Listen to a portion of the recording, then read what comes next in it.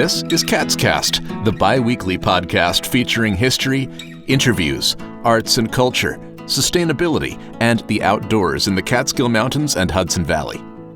Cast is supported by the Phoenicia Playhouse, an historic 150-seat playhouse that's home to community theater, film screenings, local community events, road productions, and corporate meetings.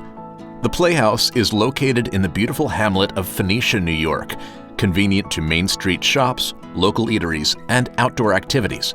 More at PhoeniciaPlayhouse.com and on Facebook and Instagram.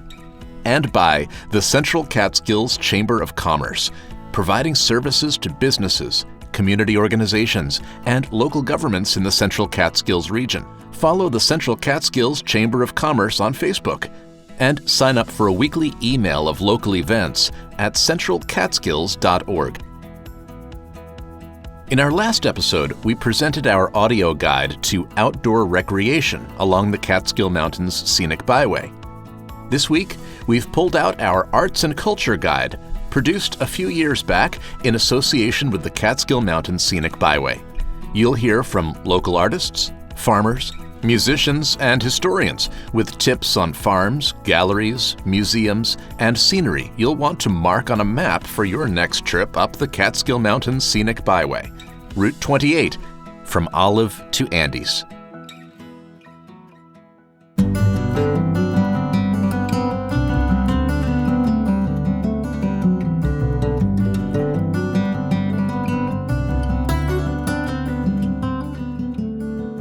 Welcome to New York's Catskill Mountains and the Catskill Mountains Scenic Byway. I'm Ellen Parker. You're listening to the Arts and Culture Driving Guide, designed to inform, entertain, and inspire as you wend your way through the mountains from the town of Olive to Andes, New York. Hear from local historians, farmers, and artists, starting with Robert Selkowitz. Keep an eye out for his studio on the north side of Route 28 in Olive, New York. I'm Robert Selkowitz, and I'm a painter, and we're in a show can on Route 28. We're about to enter the carriage house. That's my studio here at 3024 Route 28.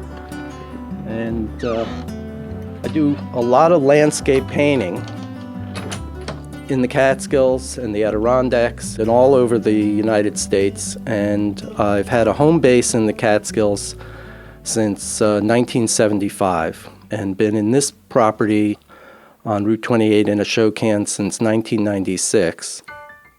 In 1903, the Automobile Manufacturers Association sponsored an endurance run. That run came up the Ulster and Delaware Turnpike and had their first overnight in Pine Hill. It brought some business and tourism to Pine Hill. Like 5 cars couldn't get over Pine Hill. They had to use horses to help. This stretch of road is very historic. It's very scenic. And calling it the Catskill Mountains Scenic Byway is really appropriate because it comes right through the heart of the Catskill Park in the Catskill Mountains. And from here, you can branch off to reach, say, the mountaintop.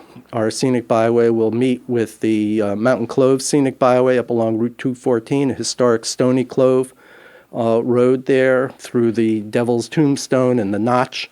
Or going in the other way down out in West Shokan off Route 28A, you can take the road down to Sundown. And there's a tremendous artistic heritage to this area as well. They call it the Hudson River School because the Hudson River is what the ships came up to get the view, but the Hudson River School was about the views of the Catskills. And when Thomas Cole went out, he went out into the Catskills. I guess the big attraction in Ashokan is the Ashokan Reservoir. And I've done many paintings at the reservoir. It's a beautiful scenic view. You get a whole panorama of the kind of southeastern facade of the whole Catskill Range walking along the 3-mile-long dam at the Ashokan. And that's just a few minutes from here. Generally, I'll travel around until I see a view that just arrests my attention and strikes me as beautiful. And if I see a strategy for making a composition, I'll stop and look around and unload and set up my easel and do a pastel. And I have some favorite places that I like to return to, and it's a question of also getting to know a place. So certain times of year, certain times of day are going to be right for that place, that composition. There's a softness and a human scale to these mountains that aren't overwhelming, but are just very fulfilling to experience. Route 28 follows the Esopus up to Big Indian, where the Esopus will turn and go into Oliveria. The path up to Slide Mountain and Frost Valley is up there. And then if you keep going up towards Pine Hill, you leave the Esopus behind. And once you go over Pine Hill, then you're in the watershed for the Delaware River. The East Branch and West Branch of the Delaware River define Delaware County. And you get over Pine Hill, up High Mount, and the vista opens up there. It took me several years of living in the Woodstock area before I made it over Pine Hill and discovered Delaware County and Andes, which is a whole different landscape. It's the dairy country. Delaware County was the largest butter producer in the United States, had the highest percentage of Scottish-born residents in 1880 of any county in the United States. It has a real mountain pasture quality, and the dairy farms still are operating in many cases, so the pastures are still there.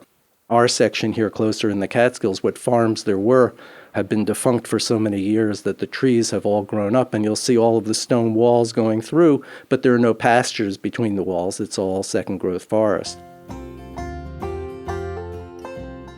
Every time I drive up Route 28, every time I get through Olive and I see the Shandaken Mountains rising in the distance, or I'm coming down into Boyceville with Mount Tremper in the background, and coming back from Phoenicia where you have like 6 fingers of mountains coming down into the Esopus Valley.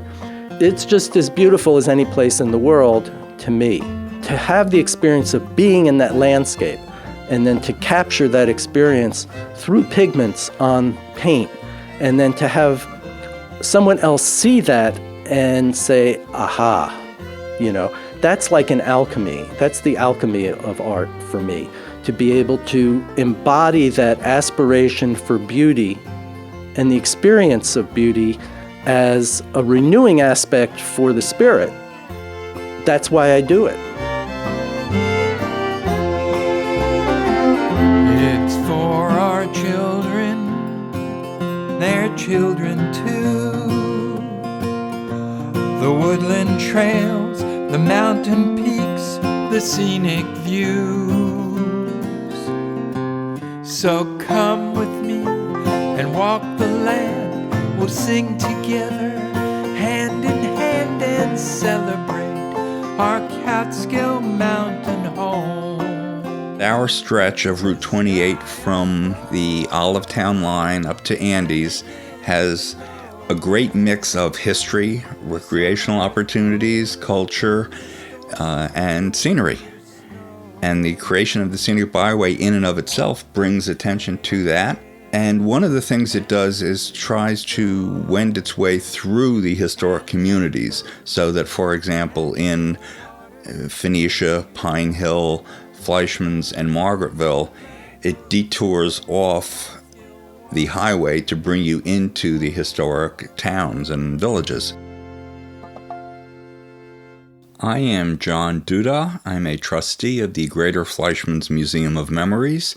I had bought my place just outside of Fleischmann's in the early 90s as a weekend home and very quickly decided I wanted to be here full-time, which I was able to manage. I grew up in Rutherford, right near Giant Stadium. But life in the Catskills looked pretty good, and a lot of the people I worked with in Jersey were sure I'd come to my senses and be back shortly. It didn't happen. The post-Civil War United States experienced an incredible railroad boom, both here in the Northeast and all across the country. Before that time, coming up here entailed an incredibly difficult journey up on a very rough road from Kingston that would take many hours and was not pleasant. So it was proposed to build a railroad from Kingston that would extend all the way up to Oswego on Lake Ontario. It would wend a circuitous course up to Oneonta, then up to Syracuse, and continuing on up to Oswego. Construction started in 1868. They got just a few miles west of Kingston, and there were financial difficulties. Railroads at that era were sort of like the dot-coms of our time. There'd be a lot of things capitalized or planned. Somebody made a lot of money, and somebody lost a lot of money, and a lot of these companies would go under. And that's what happened to what was originally the Rondout and Oswego. It was reorganized as the New York, Kingston, and Syracuse. That also didn't last very long, although they did continue construction and got as far as Grand Gorge by 1872, 1873. It was reorganized again, becoming the Ulster and Delaware Railroad, and that's how it existed for the next 50-some-odd years.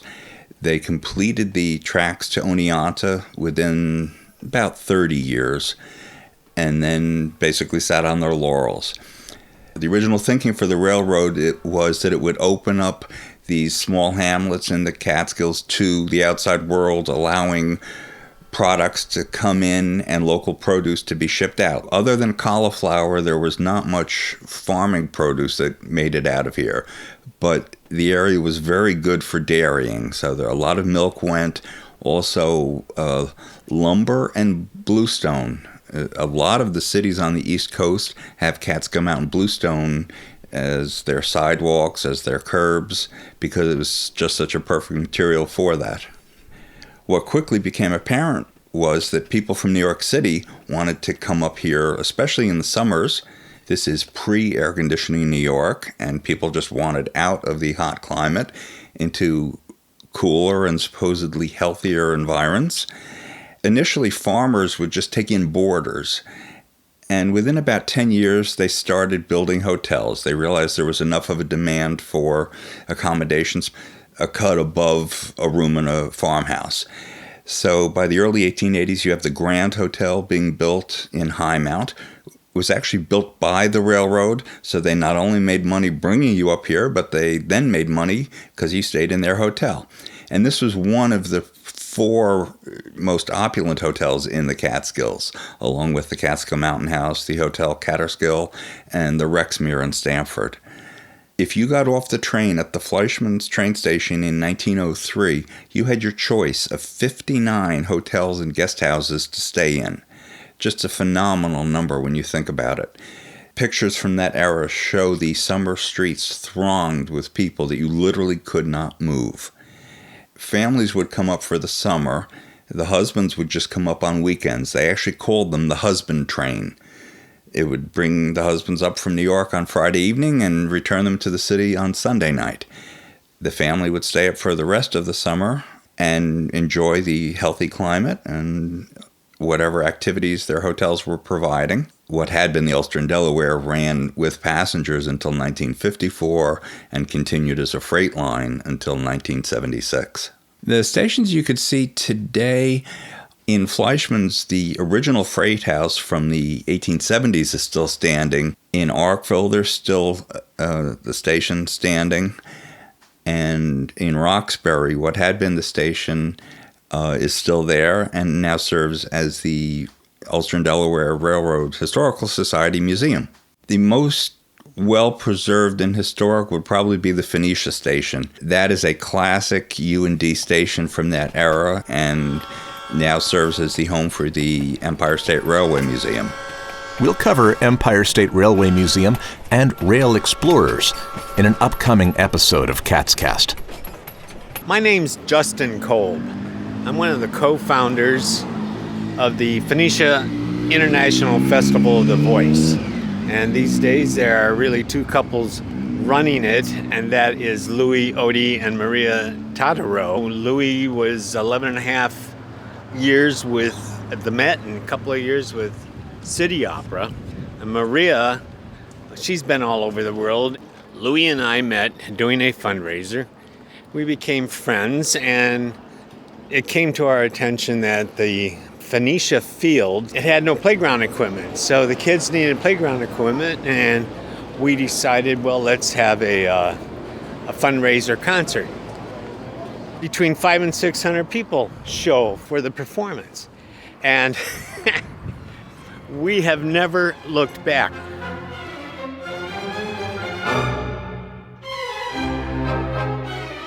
What we offer is high quality, first class. Performance level is astounding.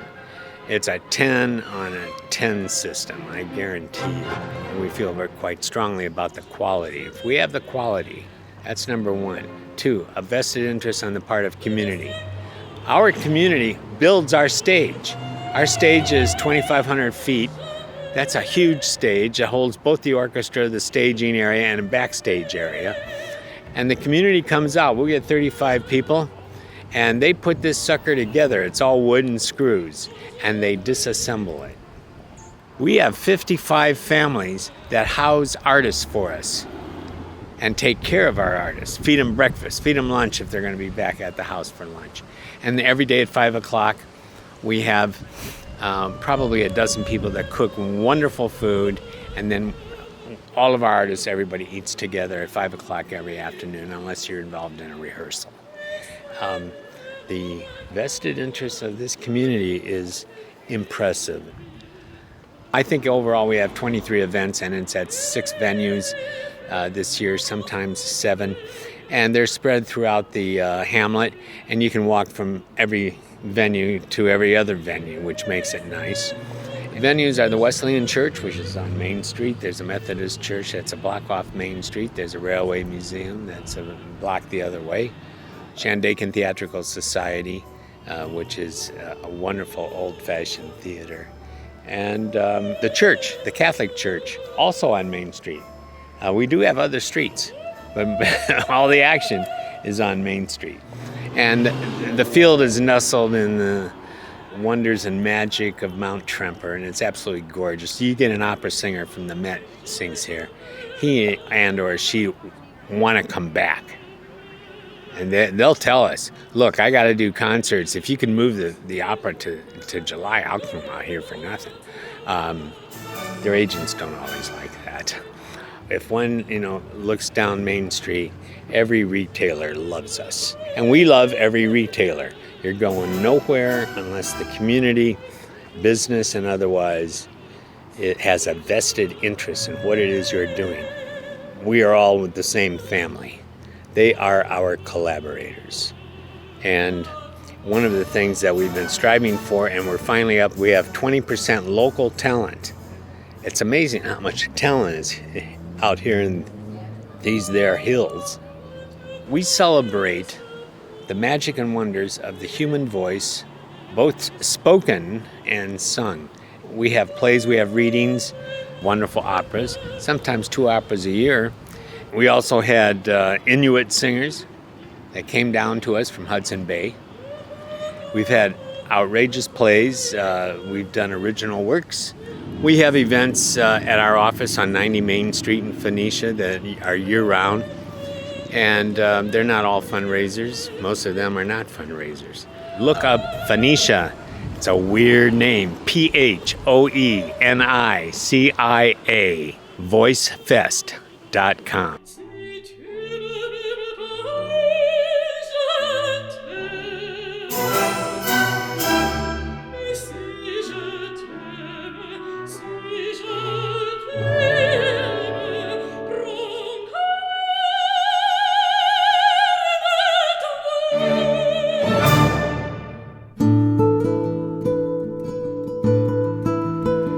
The artistic community in this area is really special. They say there are more artists per capita in Ulster County than in New York City. There are a good number of us. I'm Christy Scheel. I'm a contemporary landscape painter living in the High Peaks region of the Catskills, Chichester actually. In this area, in the Catskills, in the Mid-Hudson Valley, we really need each other for companionship, camaraderie, and to share ideas. The community here is very supportive of each other, and there are a number of viable galleries in the area. And yes, there are always more artists than galleries everywhere you go, and it includes this area. But there actually is an art market in the area, which is quite delightful and not true in most rural areas. And there are also a good number of, just for community's sake, arts happenings. Any given weekend you can find something to go to and see. I sort of define myself as a non-regional landscape painter only because I like to paint every place I've ever seen because they're all so beautiful. But certainly this area that I see every day when I'm hiking and driving around is among the most beautiful anywhere. So I paint the mountains and the creeks and the fields frequently. My timber frame studio is right on one of our beautiful creeks that feeds into another creek that feeds into the Esopus. And I've been here since 1990, moved up from New York, and have never regretted it. Those of us that live here, the artists that live here, are still quite connected to the city, and that's readily accessible, and yet it's much easier to get into your own head, your own creative space in a quieter place. The busyness conversation is really very important to me.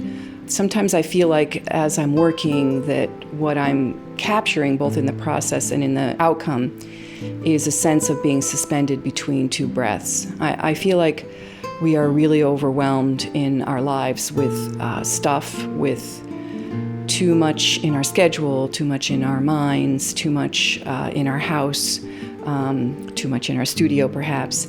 And I often think and tell my students this as well, that if you're looking at a reference that has all this great stuff in it, there are trees over here and there are clouds over there and there's this great water shape and then there's a hillside and some fields.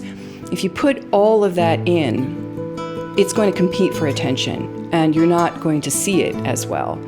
So if you take some of that out, if you have to prioritize and decide which stuff, and sometimes you do this while painting things in and painting things out, then you'll be able to relax into the piece, have it invite you in, create that kind of sense of meditative breath, and then the eye can move around to the detail that's there, appreciating it. I work in my studio every day, although there's a great deal of a business side to this as well, to having this as your livelihood. So I also spend a lot of time driving my work around and making deliveries and packaging things up to ship to my galleries, and a lot of time on the computer. But I do work every day. I actually crave it.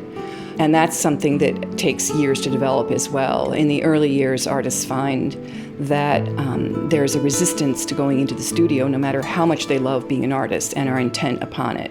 So there's this process of overcoming your resistance until eventually, over the years, you've done that enough times and the resistance is usually not there anymore. It's more like it beckons.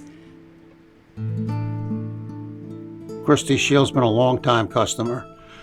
The Catskills have always been a muse for artists, long time. And every 10 or 15 years, there seems to be a wave of fresh escapees from New York, all with some kind of creative bent. Artists, sculptors, photographers. Several little galleries in the area. In Delaware County, there's a co-op, the Longyear Gallery. A couple out in Andes, and sooner or later we're going to do a gallery here and show some of the artists that I've been framing for the past 30 years. 18 by 24.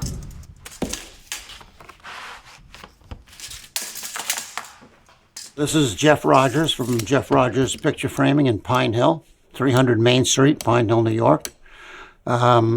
I've been framing here in the area since 1985, on and off. First came to the area as a young child, spent all my summers here in my grandmother's house. In 1975, we bought my grandmother's house, raised the family here, and now have my son working in the shop. Well, we're one of the only frame shops you'll find anywhere that still does hand-finished frames. We get local hardwoods from local sawmills, mill it up into molding, chop it to size, hand sand it, hand finish it in a variety of finishes. And you're not going to find that anywhere. In New York, you might find that. But and we join them all by hand, too. Everything's joined by hand, no underpinners. We're old school. The other thing we do a lot of barn wood. We'll take it down a barn and have some stock. People will come in with different things they'll want a frame made out of, like a doorway where their kid's height is measured on it, and they're selling the house. They don't want to keep that piece of wood where all the heights are. So I'll make a frame out of that. or somebody has a piece of boat, or anything, any piece of wood they bring in, we'll make a frame out of. So, we're kind of unique in that aspect that we're real custom, from scratch custom. We're full service. Somebody needs a piece of glass fixed, they need a wire on the back, whatever they need, we do.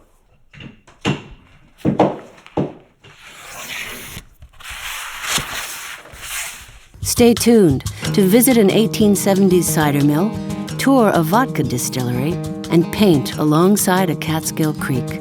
This is Closer to Water by Two Dark Birds. I once was a raindrop, I fell from the sky. I once was a dewdrop on a leaf that did lie. Once was a cold stream over smooth stones I'd slide. Once was an ocean, felt the pull of the tide. We'd move on, we'd move on, we'd move on. Like wind through the trees, like waves on the sea. Something like sunlight, but closer to water. Something like sunlight, but closer to water.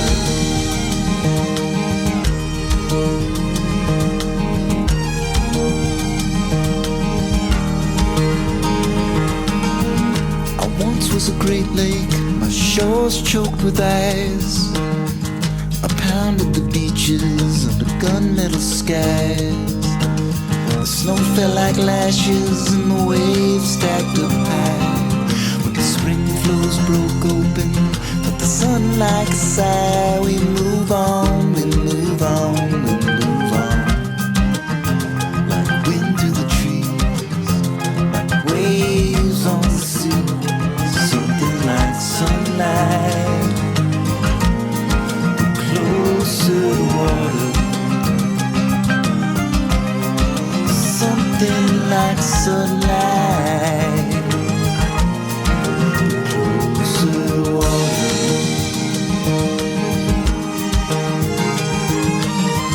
I once had a good friend, his mind like a knife, dug deep into me, the words carved inside. Summer after that long year, smoke and talk and drink some beer. Once had a good friend, no longer here. We move on, we move on, we move on. Like wind through the trees, like waves on the sea. Something like sunlight, but closer to water. Something like sunlight, closer to water.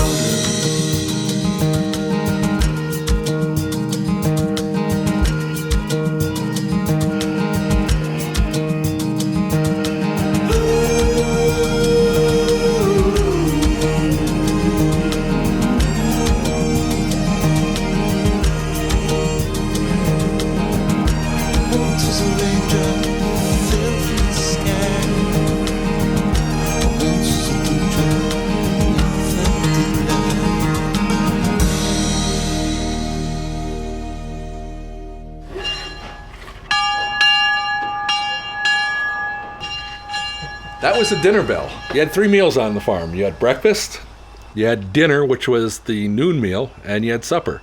And for dinner, you called the farmhands in with the bell. That could be heard all over the farm. So that's how the farmhands knew it was time to break for the midday meal. In later years when I was a kid, that was how the kids knew they were supposed to get themselves home. So there's no excuse for not hearing that if you're anywhere in the valley. Burr Hubbell's family has farmed in the Catskills since the American Revolution. From 1848, they've inhabited the same parcel of land off Highway 30 in Margaretville. When I was a kid, if you looked across the valley, that was almost all open fields, and you could see the stone walls running up and down, and it's all grown up in my lifetime.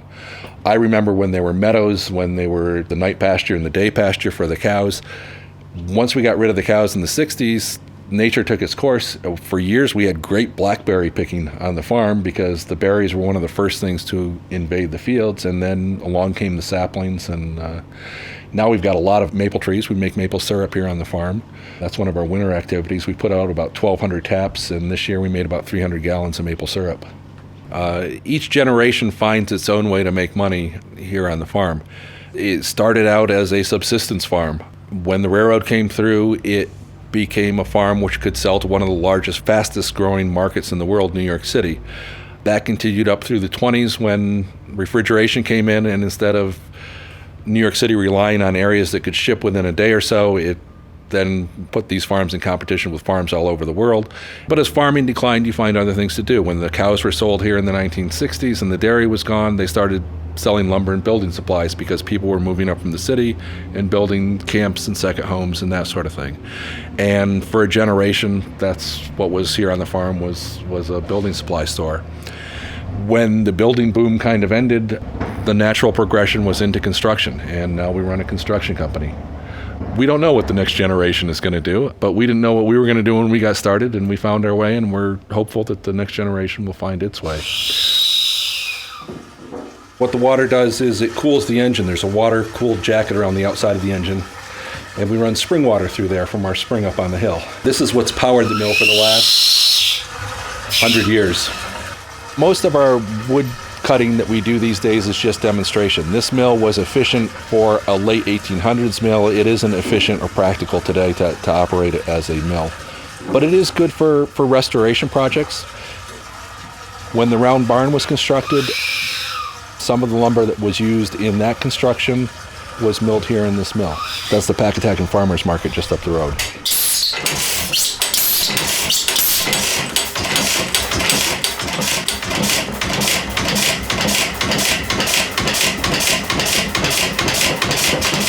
And so that's the sound of the engine running, and if we want to go outside, we can hear the putt-putt from the exhaust. And that's what most people hear when they come to the farm when the mill's running. That's the sound you hear mostly in the fall when we run the mill to make cider, and we do that on the weekends. On Saturdays and Sundays, we do custom pressing here. So if you've got apples and you want to have cider made, bring your apples and we'll turn it into cider. We usually start the last weekend or so in September, and we'll do it up until early November. Whenever it starts to freeze, you get a hard freeze, the apples get mushy and they don't run through the grinder very well, and that's when we stop. I was born in 1958, and probably by the time I was 3 or 4, I was out here in the mill, getting in the way at that point in time. But you grew up around this equipment, you learned how it worked, and as you just saw, my brother comes in and starts the engine. He learned that from my dad, and my dad learned that from his dad. One of the neat things about this mill is you go in there and you put your hands on something, and it's something that 6 generations of people before me have had their hands on. Milo Hubble and his wife Polly Faulkner were the ones who first bought the farm here. His son John D. Hubble was the one who probably did the most to build a lot of the buildings that you see around here today. He was a real entrepreneur and farmer. He was also an old school Baptist minister, so if you go to the Yellow Church up in Roxbury, that was a church that he preached at. And then his children were Will Hubble and Burr Hubble. They would have been my great-grandparents, and they were the original Hubble brothers who ran the first real business out of here. And they did all kinds of things. They had a machine shop, they sold cars. Burr Hubble was very interested. He was an auto mechanic, and one of the first auto mechanics in the area. Before he got into a car dealership, he would accompany people down to Kingston where they would pick up an automobile, and he would teach them how to drive it on the way back because people didn't know how to drive a car. I mean, that seems kind of strange to us today, but these were people who grew up in the age of horse and buggies, and they were used to saying haw and gee and whoa, and when you did that with a car, the car just kept going. And he would tell, there are stories about how people would say whoa and the car wouldn't stop, and he'd have to tell them, you got to step on the brake. Whoa doesn't do it. This farm in the 1840s was bought and used originally as a subsistence farm. They probably sold some butter, but most of it was just an effort to support the family. When the railroad came through in 1870, it opened up markets. So this was a dairy farm and operated as a dairy farm from probably the 1870s up until the herd was sold in the 60s. And then for about 50 years, we did almost no farming at all. We made some maple syrup. We kept cutting the hay in the fields. But about 3 or 4 years ago, we went back to farming. Now we raise Scottish Highlanders. We have some sheep, some goats, some chickens for eggs. And we're slowly expanding our farm operation. We have Berkshire pigs. We have a new batch of little piggies in the barn. And so we're back to a different kind of farming. Now we're raising meat instead of dairy products.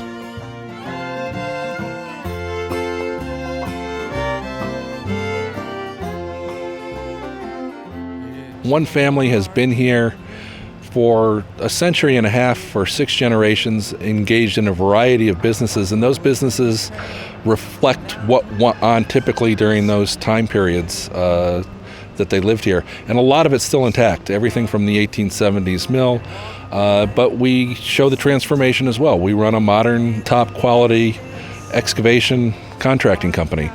We're very fortunate to have been able to preserve it, and we hope to turn it into, in the future, a tourist attraction, which will again help improve the economy of the area, provide jobs to the area. We see a lot more people coming up and taking advantage of all that the Catskills has to offer, whether it's hiking, swimming in some of our streams and brooks, going out sightseeing and seeing the things like we have to offer here on the farm, taking a ride on our heritage tourist railroads, and we encourage people to drop by and take a look at what we have.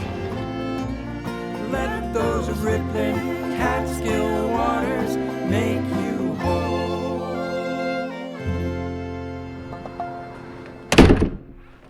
Union Grove Distillery used the Hubble Farm cider press for their first batch of Catskill Mountain vodka. That initial batch of cider that we made and pressed at the Hubbles was 1,000 gallons of cider pressed in one day.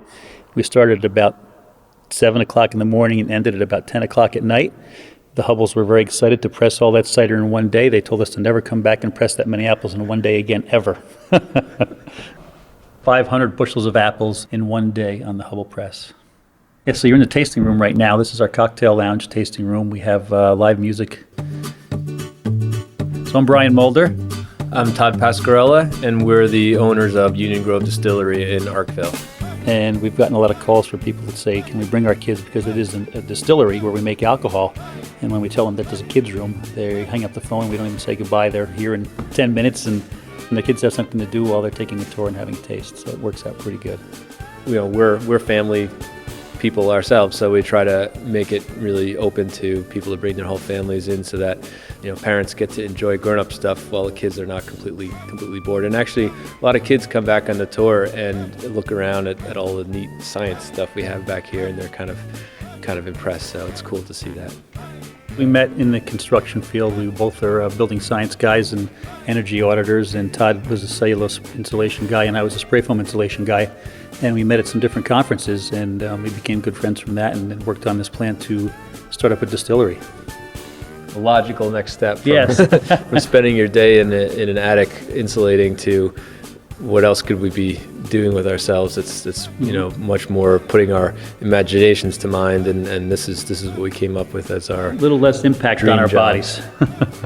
We have a 250-liter electrically fired still and a 1,000-liter fermentation tank, which were all manufactured in Poland. They're very super high-tech equipment.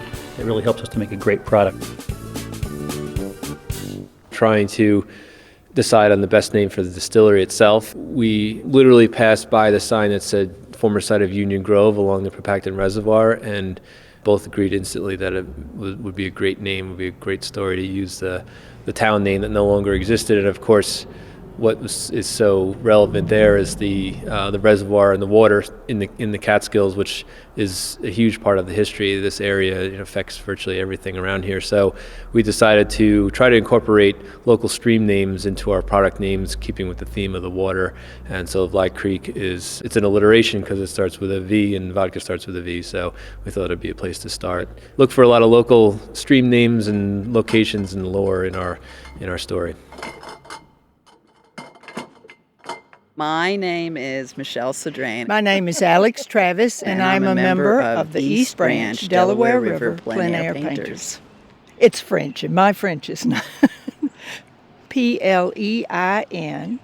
A-I-R. And you say you're painting en plein air. Painting outside, pure and simple, that's it. It's not very complicated. Painting anything outside, you could paint a vase of flowers. It's just the idea that the light we're seeing actually is very much affected by what the natural light is doing. Clouds coming over, the sun glinting off of it, and that's important, we think is important to a painting.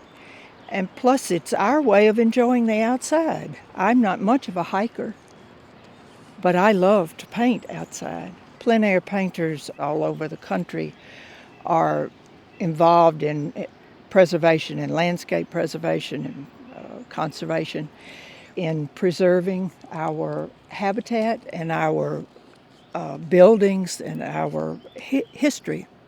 And we have an exhibit of our work, an event we look forward to, because when you put the work up, it gives you a chance to relive. We can look at each painting, even paintings from years ago, and probably tell you exactly what time of day and who was there and what birds were singing, and it brings back memories, and we enjoy putting together, plus looking at the different approaches that each painter takes.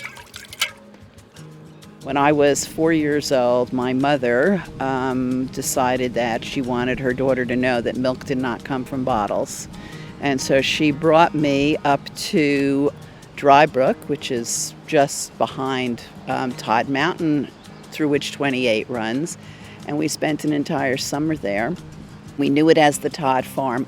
And about 38 years later, when my husband and I were looking for a place that was going to be a getaway where our family could be together that would indeed be restorative, because we lived in the city and we worked in the city, we ended up in the town of Fleischmann's. And I did not know at the time that that's where my childhood Todd Farm was.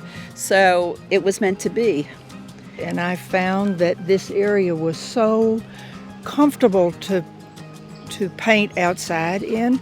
I didn't know anybody when I came to paint, and I felt perfectly comfortable and safe just stopping my car on the side of the road and painting. No one objects. Everybody understands. They're used to painters. There are so many painters around here. This has been an area that has drawn artists since the middle of the 19th century. The Hudson School of Painting was right here, and an offshoot of the Hudson School, the Pacatacan School of Painting, was just down the road about 2.5 miles. So there's something in the majesty of the mountains that's incredibly restorative, and if we're fortunate, we can portray that restorative atmosphere in our work. We're on the Bennekill now, which is a man-made creek that runs through Margaretville. On the other side of this parking lot is the East Branch, which goes all the way down, and it follows this road. So you've got the river on one side and you've got the mountains on the other, and then you end up with the reservoir where people are fishing. The trees, the vegetation all along the creek differs, and it's attractive at various times of the year. And then, of course, there's the railroad with all of the antique railroad cars down there. We've painted there several times. Oh, and swimming holes. I didn't even mention that. There are wonderful swimming holes along this river. It's beautiful. It's just gorgeous. And we are a modern community. We have telephone lines and computers and whatever, but it looks beautiful, and we value that. To be a member of our group, you don't have to practice a particular medium or be experienced or not experienced. We are made up of amateurs, rank beginners, all the way to professional painters. Route 28, brings people through the area on their way to other wonderful places. But we're not just a bypass. We're not just a throughway. We really are a community of caring individuals and a lot of artists and those who appreciate the best of what nature has to bring. This driving guide was produced by Silver Hollow Audio and made possible by the generous support of Humanities New York and the Central Catskills Collaborative. Producer, Brett Barry. Production assistant, Ryan Kaki. Pine Hill audio recordist, Charlotte Barry. Special thanks to the Catskill Center and to Carol O'Byrne. Original music by Jay Unger and Molly Mason, and by Two Dark Birds. Thanks to everyone who participated in the project. Links and info at drive28.com. I'm Ellen Parker. Thanks for listening, and happy travels, wherever the road takes you.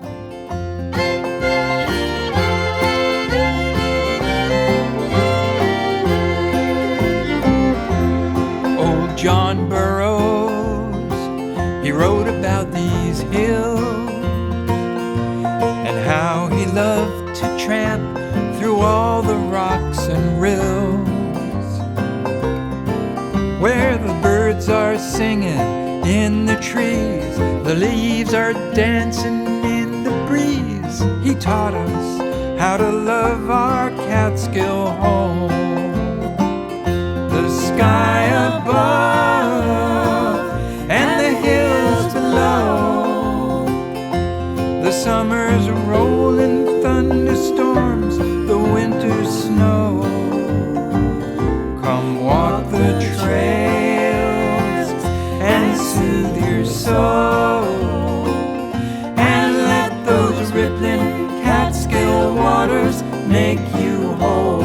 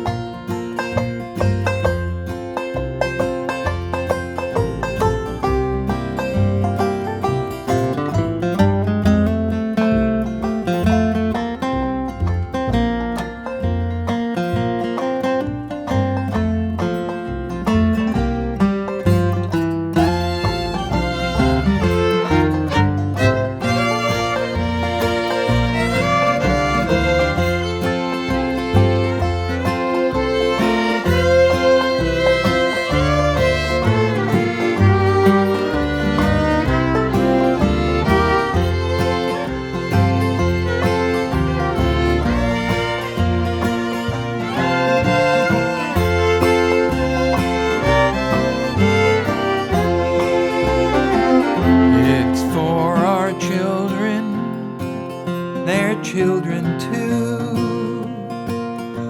The woodland trails, the mountain peaks, the scenic views. So come with me and walk the land. We'll sing together, hand in hand, and celebrate our Catskill Mountain home. The sky above and the hills below, the summer's rolling thunderstorms, the winter's snow. Come walk the trails and soothe your soul, and let those rippling Catskill waters make you whole. Let those rippling Catskill waters make you whole.